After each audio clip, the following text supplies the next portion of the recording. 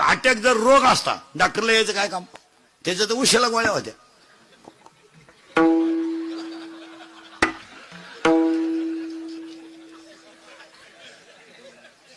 म्हणजे अटॅक हा रोग नाहीये महाराज, अटॅक हा रोग नाहीये.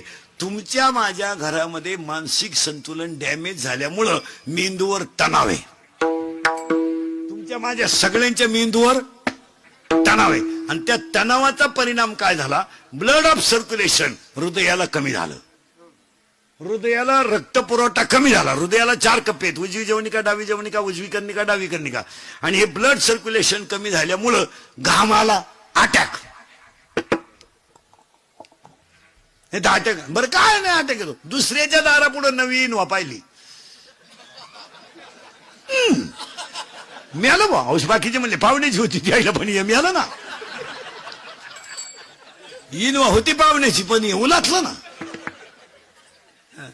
मी तुम्हाला अटॅकचं औषध सांगतो, डॉक्टरकडे जायचं नाही, औषध घ्यायचं नाही. मी सांगतो तेवढं 3 वाक्य ऐकायचे, तुम्हाला खानदानीत अटॅक येणार नाही.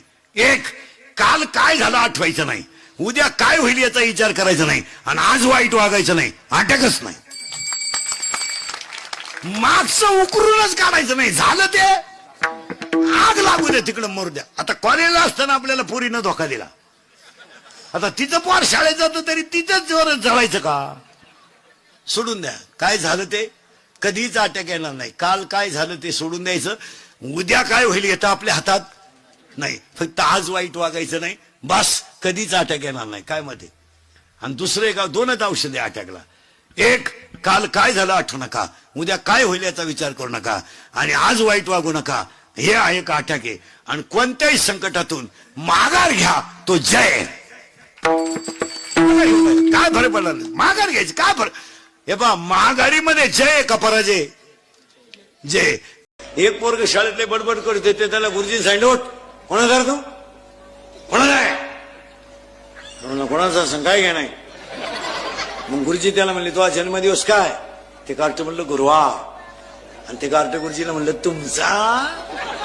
गुरुजी म्हणले रविवा, तो म्हणला खोटं बोला, ते काय रविवारी सुट्टी राहते. तुम्हाला दुश्मन कधी तयार होतात, तुमची प्रगती झाली का दुश्मन होतात. जोपर्यंत तुम्ही गरीब आहात, जोपर्यंत तुमच्या कालवणाला तेल नाही, कांद्याला चांगले कपडे नाही, तोपर्यंत ह्या जगाला तुमचं काहीच घेणं नाही.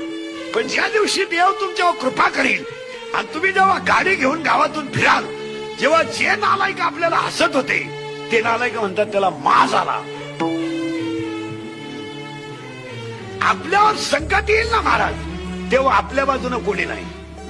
आपण गरीब होता ना, तेव्हा एक आपल्या मागे नव्हता. देवाची आपल्यावर कृपा झाली, थोडे आपले दिवस चांगले आले तर तुमच्यावर जळणाऱ्यांची संख्या वाढली.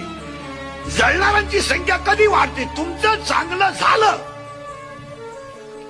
का जळणाऱ्यांची संख्या वाढली. आणि जळणारे बाहेरचे कधीच नसतात.